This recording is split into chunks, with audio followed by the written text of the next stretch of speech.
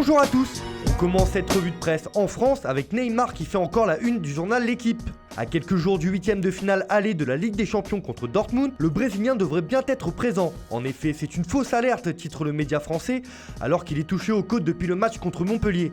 Même chose pour le Parisien qui estime que Neymar est parti pour jouer contre Dortmund. Enfin, une bonne nouvelle pour Thomas Tuchel. Hier soir, il y avait également de la Coupe de France, et les amateurs d'Épinal ne sont pas passés loin de l'exploit face à Saint-Etienne.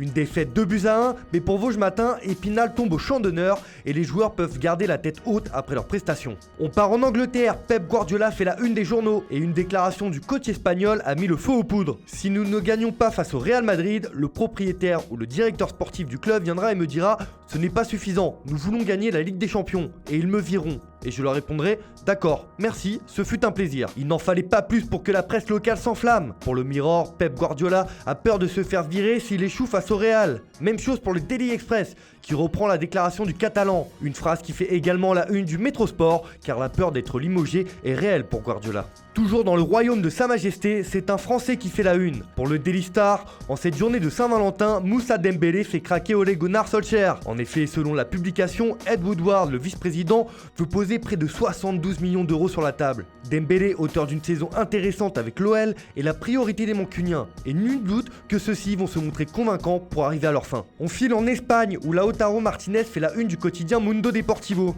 Auteur d'une saison excellente avec l'Inter, l'Argentin serait sur les tablettes du FC Barcelone. Le journal local titre même Lautaro pourjoint. À la recherche d'un successeur à Luis Suarez pour les années à venir, l'Interis semble être la recrue parfaite pour les Blaugrana. Du côté de Madrid, il est également question de Lautaro Martinez en couverture de Marca, où le Real est attentif à la progression du joueur de 22 ans. Et dans sa quête de rajeunissement, les Merengues ont également ciblé le Rennais Eduardo Camavinga. Le club de Zinedine Zidane serait même prêt à enchérir rapidement pour ne pas laisser filer la pépite bretonne. À la une des pages sport du média néerlandais AD, on retrouve Memphis Depay. L'attaquant lyonnais qui est actuellement en rééducation après une rupture des ligaments croisés du genou fait tout son possible pour être au rendez-vous de l'Euro 2020. Et il est même question d'un dilemme pour le joueur et sa fédération. Faut-il prendre le risque de forcer son retour, s'interroge le média. Seul le temps et l'évolution de sa phase de reprise permettront de le dire. Enfin, en Italie, le choc entre la Juventus et l'AC Milan en coupe fait la une de la Gazzetta dello Sport. Comme souvent, c'est Cristiano Ronaldo qui fait les gros titres. Pour le journal au papier rose, CR7 a renversé Milan grâce à un penalty en fin de rencontre. Un nul chanceux, un partout, qui sauve Maurizio Sarri pour le Corriere dello Sport. Pour Tutto Sport, il n'y avait d'ailleurs que le Portugais pour arracher un nul face à des rossonneries bien meilleures dans le jeu. En Italie, il est aussi question de la VAR. En effet, la Fédération italienne de football